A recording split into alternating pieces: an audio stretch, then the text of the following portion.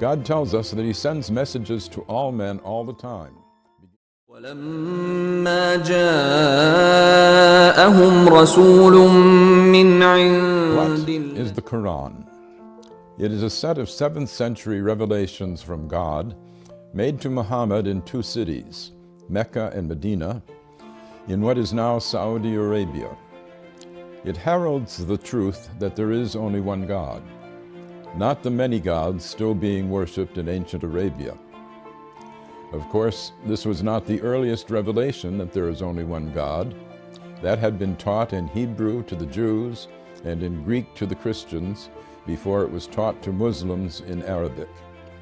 These 3 sets of revelation set apart the people of the book, each with their own special covenant from the same God.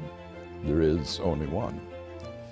We believers in one God are on the same team, as it were, and should protect one another's places of worship, listed in the Quran as monasteries, churches, synagogues, and mosques, where God's name is much invoked.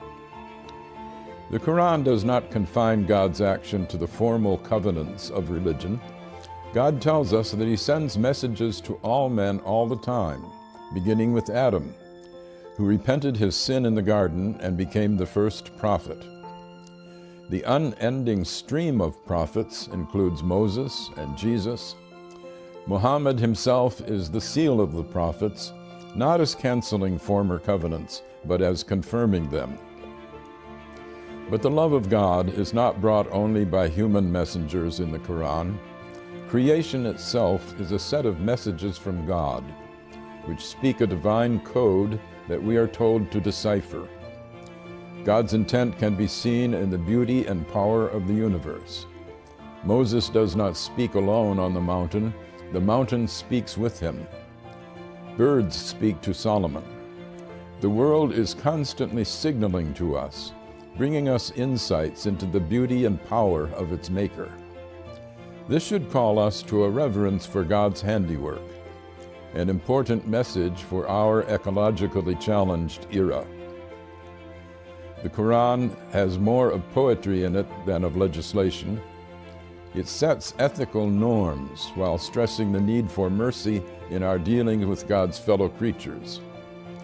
Force is allowed only for self-defense and never as a way of spreading religion.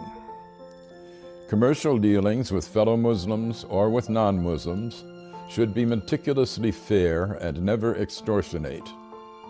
The relations of the sexes were still polygamous in the 7th century, as among the ancient Hebrews and the original Mormons, but women are to be honored. In fact, the dowry that was paid to a husband's family by the bride's family in Europe was paid in the Quran directly to the bride, and she retains this bride right even if the husband divorces her or if she divorces him. This carved out an area of women's rights unparalleled in the 7th century. The Quran is a book of many levels and great depths. Even non-Muslims can learn from it, as Pope Francis has proclaimed. When a messenger from Allah came to them confirming that which was with them, a party of those who had been given the scripture threw the scripture of Allah behind their backs as if they did not know what it contained.